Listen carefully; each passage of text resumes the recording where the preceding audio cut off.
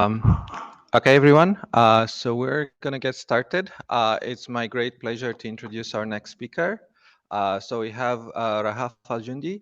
She's a research scientist at Toyota and did her PhD at KU Leuven. And she's been doing a lot of interesting works in the space of continual learning, particularly in the task agnostic setting, also novelty detection, all of these things. And with that, I'm going to handle over to Rahaf to talk about continual learning with foundational models. Thanks. Should I? Yeah, might be.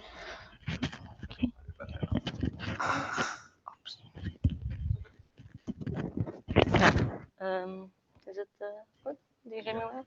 No, yeah, okay. So yeah, hi everyone.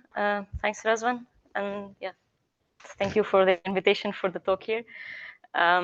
Yeah, so this talk will focus more on the continual learning, and then especially for pre-trained large models, like how can you do continual learning, what are the challenges, and etc.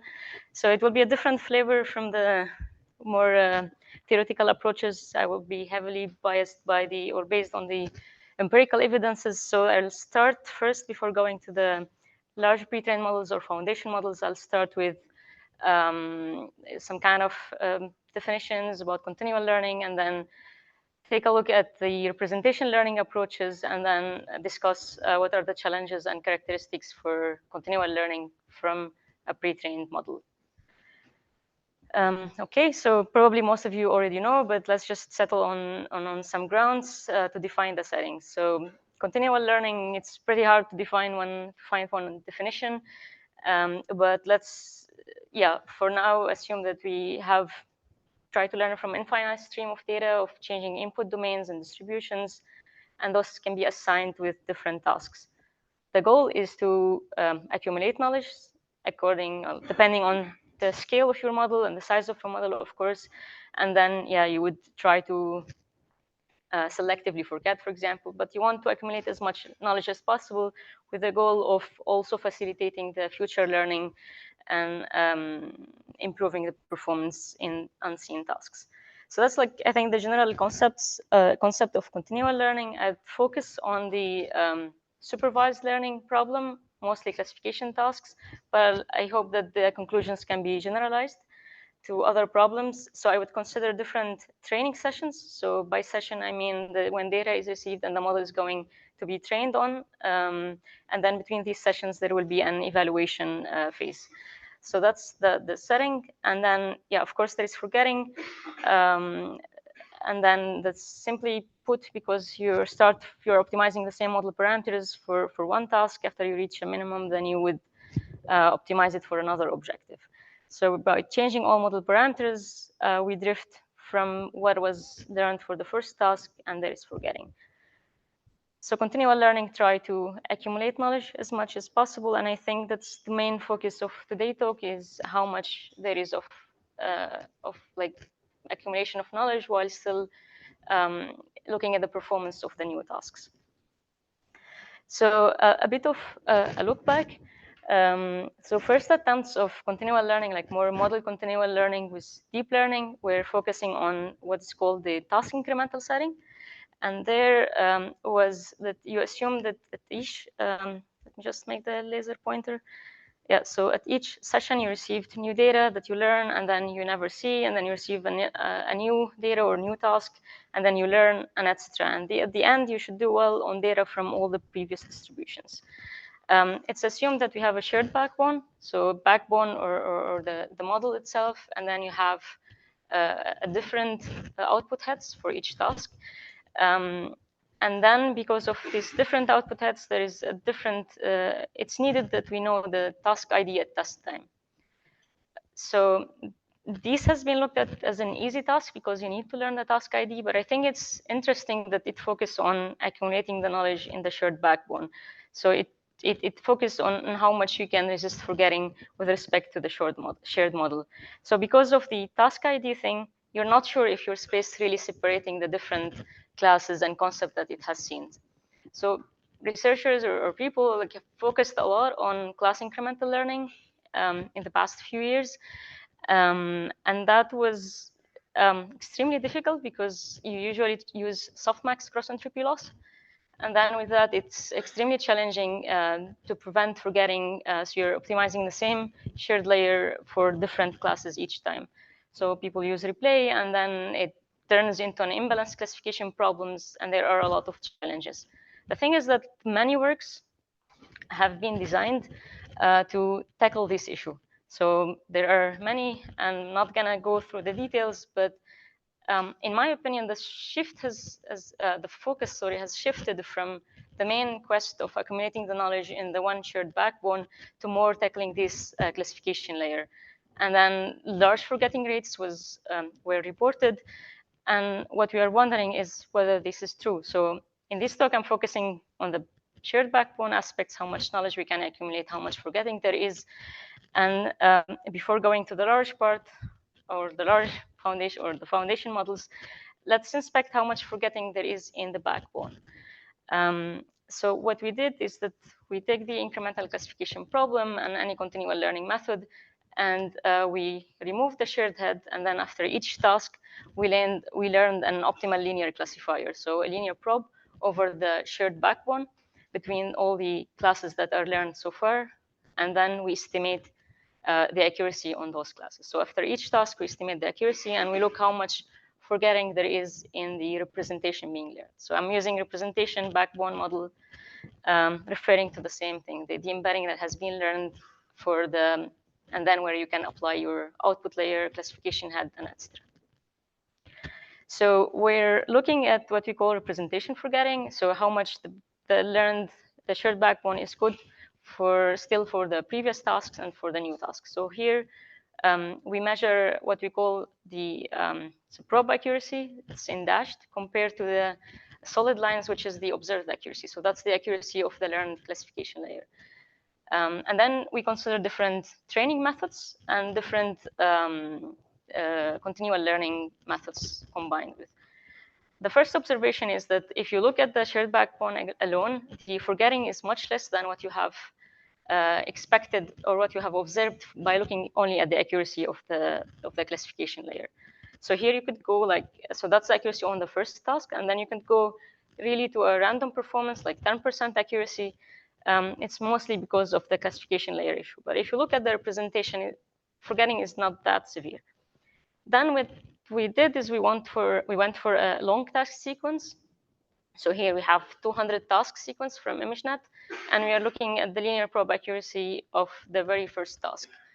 And we compare here cross-entropy loss, so supervised cross-entropy loss fine-tuning with the supervised contrastive learning and self-supervised contrastive learning, along with functional regularization approaches like LWF, and then experience replay. So what we observed is that first there is an interesting drop in performance here at the beginning of the sequence. So for the very first 10 to 20 tasks, you see a kind of a big drop in the performance of the, or on the accuracy on the very first tasks. So we're looking at the first task accuracy here. So you find that large drop, and then there is kind of flattening effect.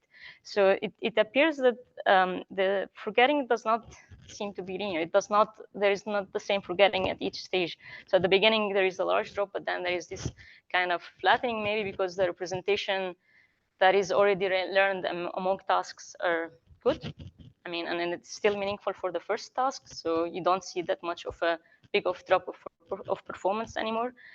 Yeah, so the other observation is that, for example, if you look at learning without forgetting, so it's knowledge distillation for continual learning, at the beginning, it does much better than cross-entropy loss. But then when you go through the sequence, so yellow versus blue, it kind of matches the performance of just fine-tuning alone. So while it's working at the beginning, the effect fades at the end of the training, at the end of the long sequence. What we were surprised to see is that supervised contrastive learning, by just fine-tuning with it, no continual learning method, does much better than LWF or experience replay with small buffer size. So it was a bit worse than LWF, but at the end of the learning sequence, it's pretty good. So the stronger representation learning method induces better representation and hence less forgetting. then, because of the weaknesses of LWF, we were wondering if we can like come up with a method that kind of do the same distillation but targeting the contrastive learning approaches. So we proposed a method. It's like trying to distill the relations between classes, prototypes, and samples. I don't have time to go through the details, but it kind of proposes special distillation laws for the contrastive learning approaches. The nice thing is that when we look at this long training sequence, so this was subcon, that was supervised contrastive learning, and then our method is quite good at preventing forgetting.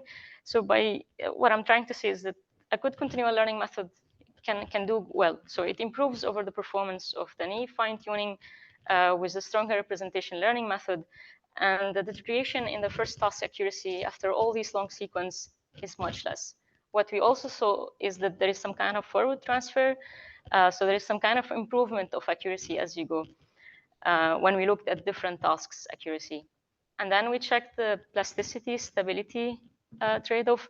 So yeah, like you want, but here we are looking at the stability for the first task, and then we're checking how much the performance on the new tasks, and then yeah, it seems to kind of do some good trade-off. So it's the black one, and it has the best accuracy on the new task and the previous task. So I'm not here to advertise the method itself, but what I want to say is that better representation learning methods do well. And then if you combine it with right distillation approaches, so we're basically inducing knowledge for the new task, we're regularizing it towards the right direction so you can get better performance and reduce forgetting.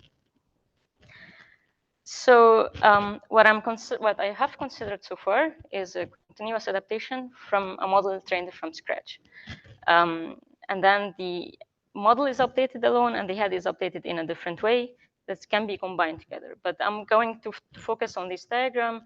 The message so far is that representation forgetting is less than anticipated, less than reported when you look at the observed accuracy. And then when you have stronger representation approaches, it suffers less forgetting than the standard procedures for supervised classification. And I think that the better representation results in a better forward transfer and hence less forgetting. So having said that, speaking of representation, then we know that now we have the large pre-trained models. So large pre-trained models offer initial good generic representation that can transfer well to different downstream tasks. And then the question is, should we consider continual learning from larger pre-trained models, or it's not worth it? Or do we just focus on learning from scratch? So the thing is that they exist and they perform pretty well. So it makes sense to use them, but let's try to set some kind of standard and constraints and baselines. So I tried to come up with some kind of desiderata, like we came up for desiderata before, not me only, like the field for continual learning. And I was thinking, what is the difference between continual learning from scratch versus continual learning from a pre-trained model? So a large pre-trained model. So a large pre-trained model, the first thing that you would do if you want to adapt your model, you should improve the performance on the new tasks. So that's otherwise there is no need for doing continual learning. Then because it's large, we want to avoid overfitting. So that's important because with training from small models, that's not a big an issue. And then continual learning hasn't focused much on this. So I'm speaking about the existing continual learning methods and what we need to focus on when developing new ones. And then the efficiency, because you have large models and large pre-training data set, you cannot consider storing all data. Maybe you can, but it's not really good or efficient. And then you cannot, for example, put all models in memory or even two models. It depends on the size of the model, but efficiency becomes really an important factor that has to be considered. And then the last thing, I think, is preserving generalization. So preserving the generalizability of the model. So why we are starting from a pre-trained model is because to benefit from all the good generic representation and the initial performance that it has. So for fine-tuning, that does not matter because we only have one task and we just want to improve the performance on it. For continual learning, we want to keep getting good performance on what task we see, like whatever task we see in the sequential training pipeline. So it's important to preserve the generalization. And by the generalization here, I'm going to measure it by the zero-shot performance on holdout set, so like on various tasks, and so that we know that it's still in a good shape, like the model has still the good initial knowledge. So basically, by preserving generalization, you get lots of nice advantages, but if you don't, then why we are using the large models? We're just left with the large model that does not have any of the nice characteristics. So I think it's important for a continual learning method to consider this. So now, before speaking about methods, what I think is also important is to set the right baselines. So what people do so far is just compare against fine-tuning everything with the incremental classification layer with the same losses, and then they report large improvements. Is it the right baseline when you start from a pre-trained model? So the first simple baseline is that what we call no adaptation baseline. So you basically just fix the model. You don't update anything, no parameters, no adapters, nothing. You just update the head. So the output of the classification layer, for example. Or if you have another problem, you can update specific the output for this task. And then it kind of takes some nice characteristics because you're not updating the model, so you're avoiding overfitting, you're still efficient, and you're preserving generalization. But you don't improve your initial task performance much. By much, I mean because it depends on the output head.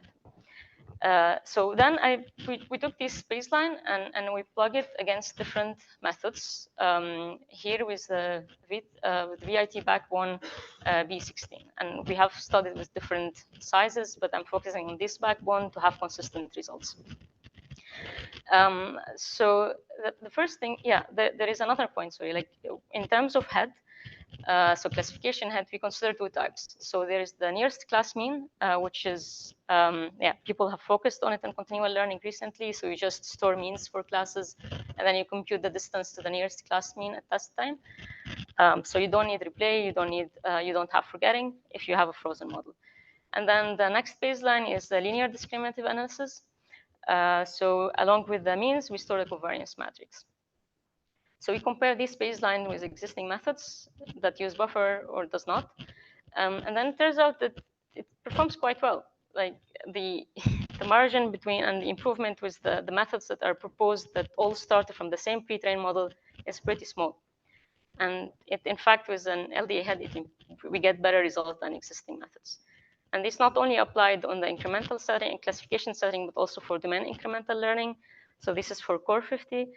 And you think these are like the performance of the no adaptation baseline plugged against other continual learning methods. So we need to do better. And there does not seem to be much improvement from existing continual learning methods against the no adaptation baseline. But I work on continual learning, so I like to adapt and I like to see more improvements. So suppose we want to adapt our model. Then the questions that exist is how to adapt, what to adapt, and then when to adapt. So the second baseline that I'm going to present, but before presenting the second baseline, I want to make or note about this paper. It's quite interesting, and it's a concurrent work of the work that I'm going to present next. But what they are looking at is the trade-off between stability and plasticity in continual learning method. So there is no pre-trained model here. It's just sequential learning or class incremental learning. But what they did is they checked the accuracy of the model after the first task with the linear probe, and the accuracy of the model that is learned with a continual learning method at the end of the training, with different data sets, and this is the average over different data sets. So for different methods, what is striking is that the accuracy after the first session of the model is in fact better than the accuracy at the end of the training. So for all this continual learning, most of this continual learning method, when you adapt at the beginning and then you stop, that's the best performance. And then when they continue adaptation, they just deteriorate the performance. Is it a loss of plasticity? Maybe. Or is it a defect in the continual learning method and we can do better? The interesting thing is that the only method that does improve the performance from the first task is a parameter isolation method. So that there is it adds new parameters basically to the model. So none of the continual learning methods that share parameters manage to improve over their first session accuracy, according to this study. Now, because we're speaking about adaptation and pre-trained models, what we have to think of, or like the second baseline that I'm proposing, is what we call a first session adaptation. So you start with a pre-trained model, and you receive the first task of your sequence, and what you do is that you just adapt your model with adapters, and then you fix it after the first session. And the head, you can keep adapting it with an incremental learning friendly task. Method. So like NCM or LDA or another. The nice thing that it improves the performance on the new task. It avoids overfitting because you use adapters, and then you have efficient performance. You have like you take the efficiency box basically. In this work, we use like film parameters for convolutional neural networks, and we adjust the layer norm in the transformer models. So just a shift and scaling parameters. And I think this is also an interesting baseline that people should compare against when you develop a new continual learning method. Because if you don't improve over the first session, then also what is the utility of this continual learning method? Like if you just can adapt for the very few samples that you get, and that's the best performance that you could achieve, then yeah, just adapt at the beginning, and then we adjust the head. So here with these data sets, we've done so many experiments in variety of data sets and variety of architecture, but this is where I have the complete methods because it's still a work under progress. We have published part of it. But basically, the first session adaptation is quite strong, and we were quite struck. Like we designed it as a baseline at the beginning, and we wanted to improve, but we stopped because we couldn't do better.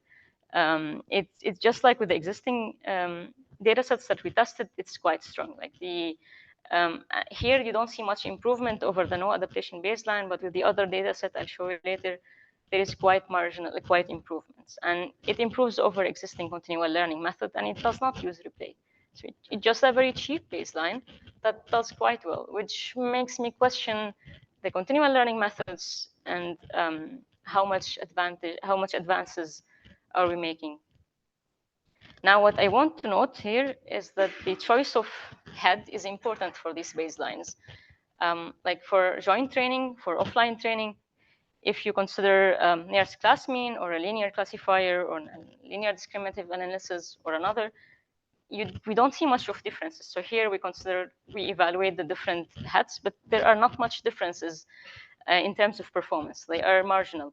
However, when you go to the continual learning case, the LDA head, for example, improves a lot over the nearest class mean. So the representation is not perfect, but by using a better classification layer that is incremental learning friendly, so you don't need buffer, you don't need tricks, just update it, then you get quite good performance. And then makes it challenging for continual learning methods that adapt everything all the time to improve over this baseline. So we get like 15% improvement over the nearest class mean. So we didn't know before, and we were also surprised when we looked at the results. So if you improve the backbone further, it's nice, but you should really improve over this baseline or have some more computational advantage. Then the next question that I want to, that we were thinking of is, with first session adaptation, we just adapt when we get the first samples, and it turns out to be extremely robust even when we have different domains. Maybe there are some common characteristics of the samples of the data sets, and then the advantages overweight the forgetting that is observed. So to answer when to adapt, we tried different techniques and different metrics, and one simple technique show a correlation between the performance improvements and the adaptation. So we just take some samples from the pre-training data set and compute the minimum class minimum cosine distance between the pre-training samples that we stored and the new data that we want to learn, so the new task. The larger the distance, the more probable or likely that the update will improve the model, improve the performance of the model. So we see a nice correlation here. It's not perfect, but there's some kind of indication that you could probably do something to know when you adapt the model. So you adapt it at the beginning if there is a utility. If not, you can later, when you see a different task that incurs a large distance, try to adapt it later. The thing is that which backbone to start from. So here, like we were comparing a small backbone with a larger one. So EfficientNet pre-trained on only ImageNet 1K, with ConfNet pre-trained on ImageNet 22K. And then when you have a large cosine distance, so it means that the pre-training distribution is far from the new data set, and then adaptation would help. So then with smaller model, you can get better performance than the large model. So it also, if you are on a limited compute budget, you don't necessarily need to use the larger model. It makes sense to check first how much far the new data, a new task is from your pre-training distribution. And then, yeah, I think it's important to just make like a spot on the importance of learning with few shot, because we have all this pre-training, and then yeah, it makes sense that you should adapt the model and get improvement in performance with only few shot samples. So we always require lots of samples, like even in the continual learning, we need lots of sample in each task to learn, and it doesn't make much of a utility. So can you improve the performance with few shot? And we were checking the few shot continual learning methods against this baseline. Yeah, and they don't do well. So they deteriorate the performance most of the time. And there is a lot of like settings and caveats in their settings and etc. that makes it not really robust at the test time, and such a, or in practice, and such a simple baseline does quite well, and yeah, seems to be quite robust. Interesting thing here is that the performance differences with joint training, so with all data, is still significant. So if you manage to come up with a continual learning method that can do better, then it's quite interesting. So it's different from what we saw when we have more number of samples in the first task. So there is still scope of improvement, basically, with the few shot setting. This is, yeah, it's a bit related to what I was showing, but I just wanted to note is that most methods use replay, and then if you want to use replay, you can just store embedding, and you can learn like linear probe or an optimal linear classifier each time. So what we were also a bit depressed about is that with existing benchmarks, the difference between the first session adaptation and the joint learning is marginal. The thing here is this up to the capacity of the adapters that we are using. So maybe with more adapters or with a careful way of adapting the full model parameters, you could get better performance. But I seriously think that we need better benchmarks. Yeah, we tested on so many data sets, and they don't seem to perform well. We didn't test on everything, but it should be like either new benchmarks or a new interesting settings where we can really see a big margin, and then where we can see nice improvements for the continual learning. Now, the last point on this that I want to cover is which backbone and which pre-training to start with. So most classification-based continual learning methods rely on cross-entropy loss for optimizing the model. But yeah, with some specific additional regularization terms. But the fact is, we have now pre-trained backbones, and they have different pre-training strategies. So is there a link? So for example, you have the supervised pre-training, like you do supervised pre-training on ImageNet 22K. You can do image text contrastive learning. You can do Dino, for example, so student teacher distillation. And they all give you quite nice performance. The question is there a link between such pre-training strategies and the continual learning performance or the fine-tuning performance? And how would you fine-tune? So we were wondering if you just consider it as initialization, and you normally fine-tune with the supervised cross-entropy loss, or if you consider the way it was pre-training, and you can think of it as a continuous pre-training or just continuous training with the same type of loss. So this is still under progress, but our initial evidence, for example, suggests that for no adaptation, the ImageNet 22K supervised pre-training baseline is inferior to other representation learning methods. However, when you fine-tune, it seems to have an advantage. And then on another work, that I'm going to present later, we were considering CLIP. So it turns out that the best way to fine-tune CLIP is to update both image encoder and text encoder with the same contrastive learning loss. So the same loss you use for pre-training, you should use for fine-tuning or for continual learning.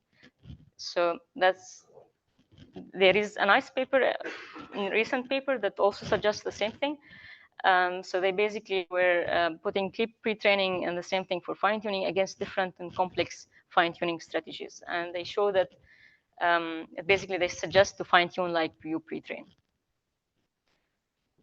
Yeah, so basically I'm wondering if there is a link between the loss you used or how you optimized your model for the pre-training and how would you continually train afterwards.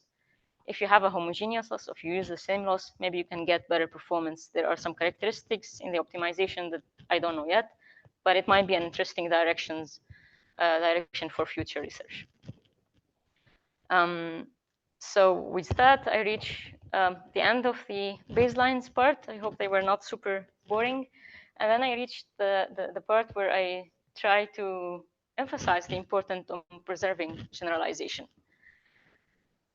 So basically, we want to consider the first model as a session 0. And we want to maintain the performance of this model. But you cannot really do much of replay or much of distillation on everything. I'll show you later. So maybe typical continual learning approaches are not suitable. I haven't seen much works that really tackle this issue of preserving, or this point for preserving the generalization. But before going on possible methods and how to do it, let's check what baselines exist, or if there are simple methods that can do well in this case. And I jumped ahead of the slide, but basically, I just want to say again that the main quest of continual learning for me is to accumulate knowledge. And then like when we used adapter, it was like an extra thing to the model. So an additional parameters that we're using. And it's quite intriguing to see if we can just adapt the model parameters, so without adding an extra capacity, and try to improve the performance on the new task while still maintaining the performance, the zero-shot performance, and the generalizability and the transferability, and preventing forgetting. All of them all on one thing. How can we achieve that? But first, go to the simple baselines and existing methods.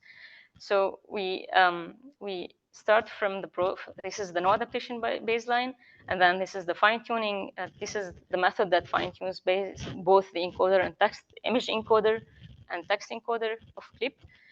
And then we plug in experience replay, and then experience replay with mass. Mass is a weight regularization method, similar to EWC. And then we consider experience replay with learning without forgetting, and experience replay with PRD, the one with the contrastive learning part. And then what we measure for different tasks is the average accuracy improvement on the new task sequence compared to the frozen baseline, so to the no adaptation baseline, and then the average forgetting on the new task sequence, and the average holdout set improvement, or basically deterioration in performance. So here we consider ImageNet, and we want to maintain the zero-shot performance on ImageNet of the model when we adapt to the new tasks.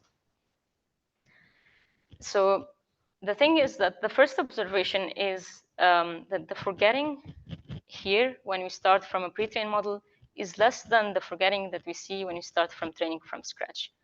It does not relate to the length of the sequence or the types of the tasks, just there is less forgetting. And to me, the answer is because we start from a better model, a better representation, then you need less changes to get good performance on the new task. And then the other interesting thing is that when you plug weight regularization with experience replay, we get much better performance. So usually from all the previous works that I see is that weight regularization affects negatively the performance or does not combine nicely with experience replay. But it turned out here in these characteristics, it has some nice effects. So it acts as a regularization method. It is, of course, but it basically prevents it from drifting too much. And this regularization is not on the pre-trained model, it's on the tasks that are being learned. And then it leads to a small loss in the holdout accuracy. So that's just simple baselines that you would put. So existing methods from previous days that it turns out to work well with the pre-trained model. The thing is that learning without forgetting or functional regularization didn't seem to work well. They in fact maintain the holdout accuracy but give you less plasticity. While for the weight regularization gives the best same performance to the normal fine-tuning with ER with less forgetting. Now, the question is, can we do better? And I was thinking, like, can we develop a method that can tick all these boxes or circles, whatever they are? So can we improve the performance on the new task? Can we avoid for overfitting? Can we maintain efficiency and preserve generalization? And how to do this? So the additional part here is mostly the efficiently updating the model. And the key that we were following is trying to update only a small number of the parameters of the model. So we have less loss on the holdout set performance and less forgetting and better performance while maintaining the efficiency. And the question is how? So how can we know which parameters to select and which parameters to update? So is it randomly or can we do better? So considering a transformer architecture and considering a pre-trained model, the difference between a pre-trained model and the model trained from scratch is that now the model already know about the new task, or it has some kind of good representation for it. So it has seen variety of concepts, variety of tasks, and etc. And it's not like when you start from scratch. So we hypothesize or we assume that there's some kind of specialization based on so many studies that look at like which part of the model is responsible for which task, which concepts, and etc. So assume that there is some kind of specialization in the model. Now, which part of the transformer to update? We mainly focus on the MLP layers. There are recent studies that, not super recent, but they are focusing on studying the MLP layers. Most of them come from the model editing literature. So model editing differs from continual learning is that there are already some facts that are known by the models, and you want to change the outcome of it. So you want to change the association that is learned, but with continual learning, we want to add the new things. We want to add the new facts, let's say. So it's suggested for an MLP. So the MLP part of the transformer acts as a kind of key value memories. So what the suggestion says that the key correlates with patterns in the training examples. And that those first MLP layers, or these keys, act as kind of pattern detectors. So each key is specialized with specific patterns that are seen in the training examples. So that's what is suggested in this paper. However, most of model editing works edit the second layer because they want to change the learned association. What we do is to change the first layer and select parameters in the first layer as we want to add new patterns or kind of modify the patterns that are learned to be more specialized for the tasks that are seen or going to be seen. So how we do this, or like given that we only want to edit the first layer of the MLP, we want to go further. We want to select only a few parameters that we want to change and not to change every parameter in the layer. So what we suggest to do is to only select a top K percentage of the parameters. Which parameters to select? It's the parameters that they would incur the most improvements on the new task because they are only few. So because this is a pre-trained models, then some parameters are more specialized with the new task than other. So what we do is basically select the parameters that small changes in their values will incur the most reduction in the loss of the new task.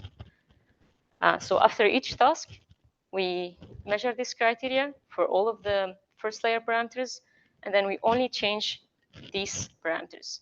We don't touch any other parameter of the first layer.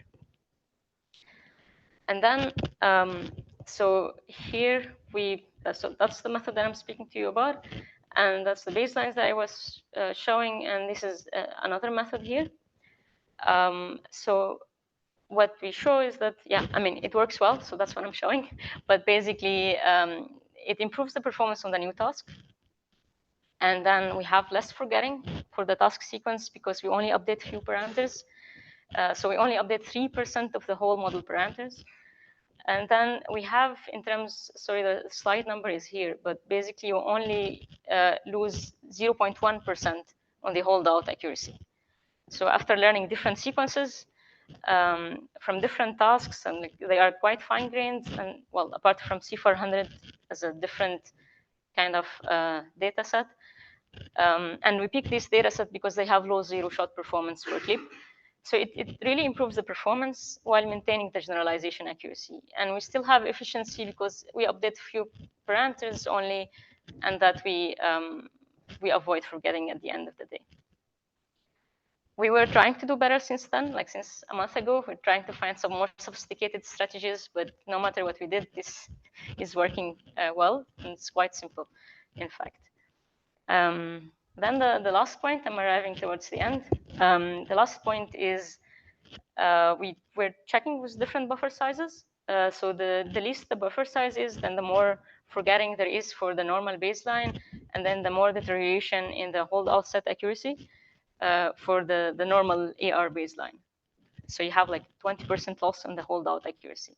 However, for our method, because we only edit small number of parameters, we get much better performance. So we have like only 1% loss with that amount of small buffer and smaller forgetting rates. But the thing is that the holdout accuracy is so minorly deteriorated for different sequence.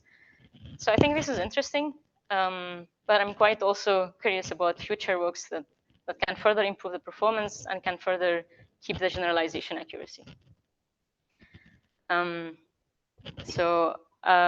Yeah, so basically the conclusion so far, or like for this talk, is that first, stronger representation incurs better generalization and hence less forgetting. What are the challenges that are faced by large pre-trained models, and what are the missing baselines that should be considered when we develop a continual learning method? And then what is the desiderata for a continual learning method that start from a large pre-trained model?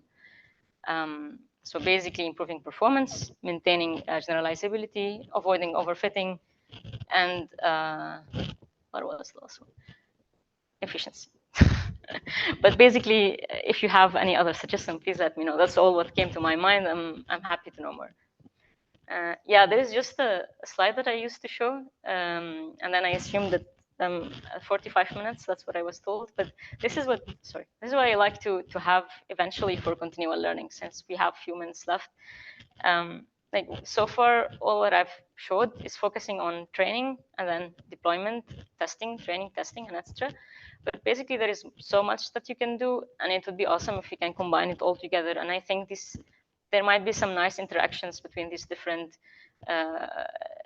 directions or line of research. So for example, at deployment, there is now like lots of works on test time adaptation, but is it only test time adaptation, or you can use the test samples to prevent forgetting or to improve the performance further on the previous task, given that then how good the self-supervised learning approaches is or are. And then it's important to know when the model does not know what it sees, even if you have large pre-trained model. So we have designed like nice approaches for out-of-distribution detection from large pre-trained models, and there are also simple baselines that can be showed there. But I think it's interesting for the model to know when it does not know, so it can request feedback, and then training can be initiated. So I was speaking about large pre-trained models, but then when you are on an edge device, you would need a small model. So it's also important to consider how would you do that if you have large models. So maybe you can have some kind of distillation, some kind of continuous distillation between a student and the teacher model. So I think there are, like, we have the large pre-trained models, but it opens so many nice challenges for continual learning and so many areas for research and considering how can we further improve, how can we really reach some kind of an autonomous learner that can keep learning by itself, requesting feedback, maybe get some feedback or ground truth from another model and not necessarily from human. And that's what Vincent was suggesting before. So that's it. I just want to thank the awesome researchers that I was working with. So internally at Toyota, but also from different universities. And I was just trying to basically combine all the different works that were done separately. And yeah, thank you so much for your listening. I hope it was not too boring. Thanks.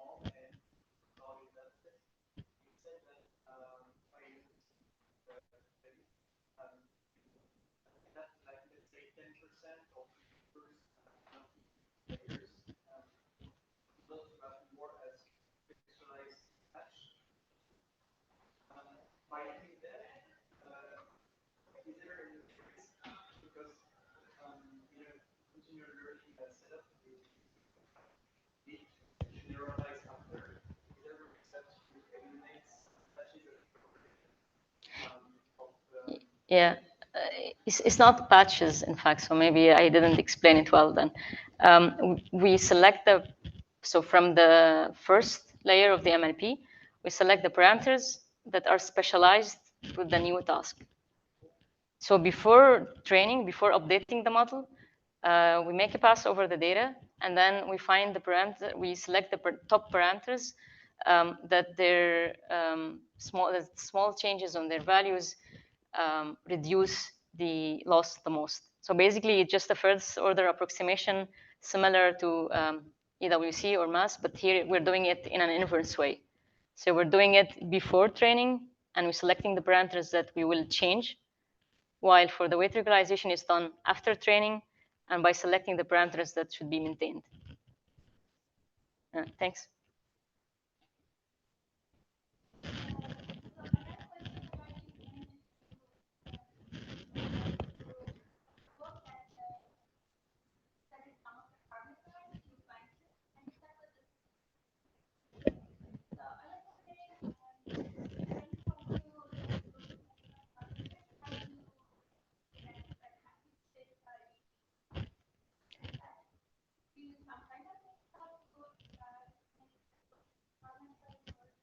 Yeah, so the question is which data we use for selecting the parameters that we should update for the new task.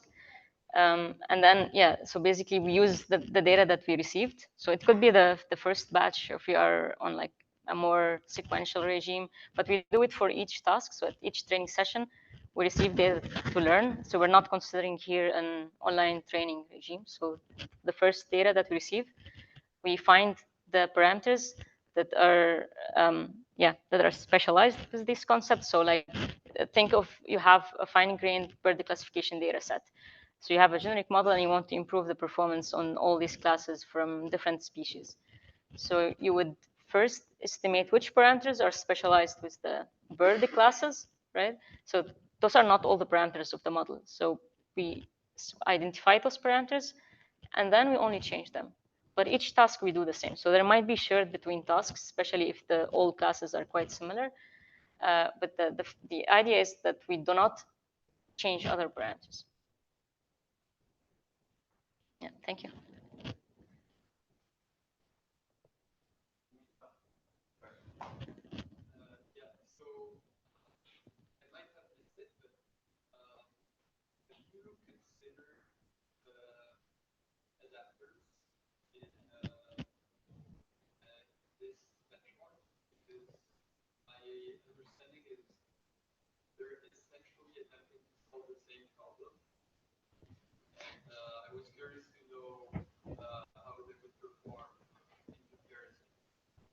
So the question is how we consider adapters. You said in this benchmark, but you mean for this in this work? Yeah, here we didn't consider adapters. The thing is that so we're planning to compare with some methods like EWC plus LoRa, and we have also like, but we do better than from looking at the numbers that we achieve. We do better than prompt tuning methods. This like if you think of it as one way of having adapters. We didn't consider other types of adapters yet, But the thing is that the adapters would shift from the initial performance. Like, for example, there is one method that combines LoRa with EWC. So LoRa is a low-rank approximation. But if you consider continual learning, so it combines it with EWC to prevent forgetting on the pre-training. So it tries to preserve the ChatGPT initial performance. So if you consider, like you use adapters, but you have in continual learning, that's your new model now, right? So when you want to adapt a new task, you have to adapt the adapters. But the fact that you have extra parameters, it does not mean that you haven't shifted from the generalization performance. Or you would add specific parameters for each task. And then we are back to the parameter isolation approach. So I don't think that the adapters maintain the initial generalization performance. But this is, so we'll put it on archive tomorrow, but there's still a lot of experiments that we want to consider. But yeah. So yeah. The question, I don't have numbers yet, but I don't think so. Thanks.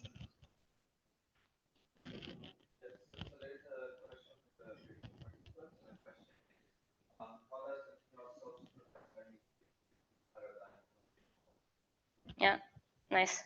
Yeah, thank you. So that's an interesting question indeed. So I think it's related to 2 points that I mentioned. The first one is like how would you continually train? Do you consider the same losses or you use different losses? So so far, if you consider CLEAP as a self-supervised, like it's kind of self-supervised learning. It's like contrastive learning between an image and text embedding. It's not directly the supervised learning type that we know. And then it seems to be performing much better than if you do fine-tune your image encoder or text encoder only with the typical classification loss. So there it seems to fit pretty well.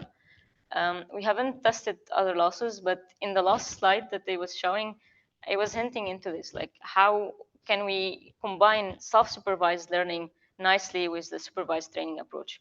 Well, I think we still need the supervised learning because in the very first slide,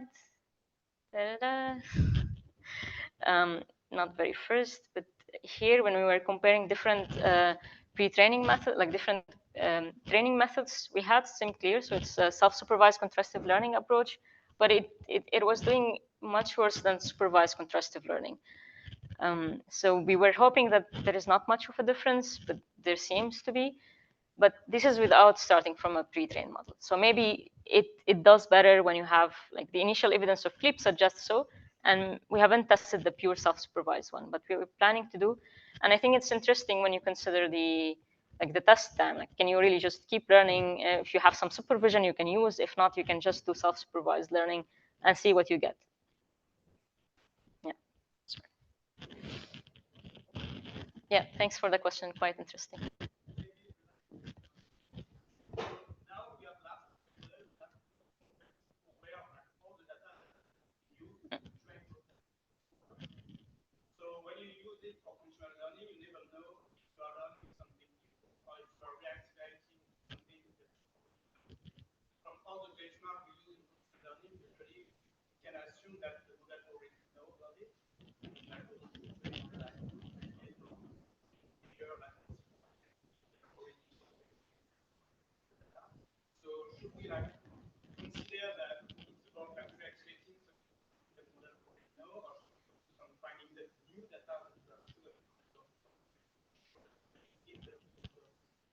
Okay, thanks. Pretty interesting. So the question is, with the presence of large pre-trained models, then there is a chance the data that we see is quite related or basically similar to what the model has been pre-trained on.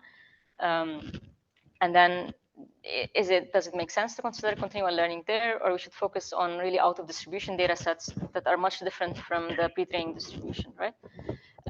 So the question, I think that both are interesting. I mean, not if the model is already perfect on the new tasks. So I showed that for some certain benchmarks, there is not much room for improvements. Like the model is already quite good. So the no adaptation baseline is already good. So for those, I don't think there is much of interesting point from really considering continual learning on them.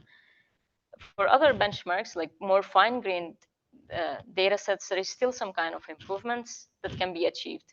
And it's interesting because it's like the model already knows things about these concepts, but there are like now more classes. There is more differences between these different concepts. Like now you are basically refining the knowledge that is in the model. So it's like not continual learning of new things, but more like continual knowledge refinement. So it's like the model becomes more specialized in the new things that is being, or the data that is being faced with.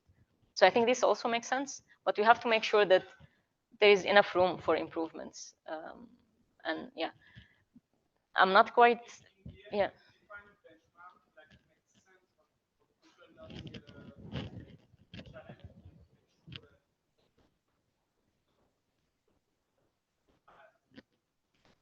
Yeah, but does it have to be not knowing at all about it? Like it's kind of pretty hard with all the pre-training that we have. It doesn't. So does it have to have the close to a random performance on it? I think it's quite hard. Like there is the ones that I tested, there is only this sprite thing, which is pretty an artificial data set from VTAP that the pre-trained model has low performance on it, and then it's yeah, like it's too out of distribution. It might be interesting if there are new, more realistic data sets. Yeah, that's the thing for classification, but maybe we can come up with more challenging settings, or just image text matching, or more learning of images and their descriptions. So combining language and image in a more interesting way. And there I think continual learning can be quite often interesting direction, or interesting problem. And so the thing is that we have to make sure that there is enough room for improvements before we start testing our method on those benchmarks. And then we tried to measure the difference between the pre-training distribution and the new data set distribution. But if you don't have any sample representing your pre-training distribution, that turns out to be hard. But what you can do is you can compare fine-tuning a small model on this data with the no adaptation baseline of the pre-trained model to see if there is really a correlation, or if there is, there is some relation between, or similarity between the new distribution and the pre-training distribution. So you could do some kind of tricks to select this. Yeah, thank you so much.